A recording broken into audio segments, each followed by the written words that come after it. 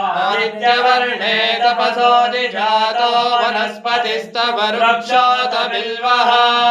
तस्य फलानि तपसानुदन्तो मायान्तरायाश्च बाह्या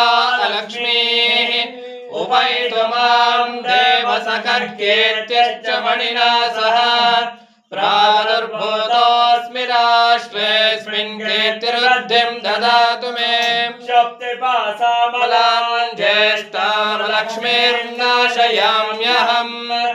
अभूतिमसमृद्धिं च सर्वां निर्णद मे गृहात् बन्धद्वारां दुरादर्शां नित्यपष्टां करीषिणीम् ईश्वरीं सर्वभूतानां तामिहोपह्वये श्रियम्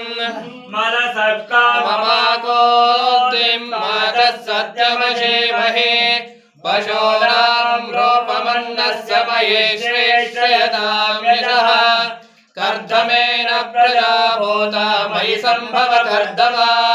श्रियं वासय मे कुले मातरं पद्ममालिनीम् आपस्सृजन्तु स्निग्धानि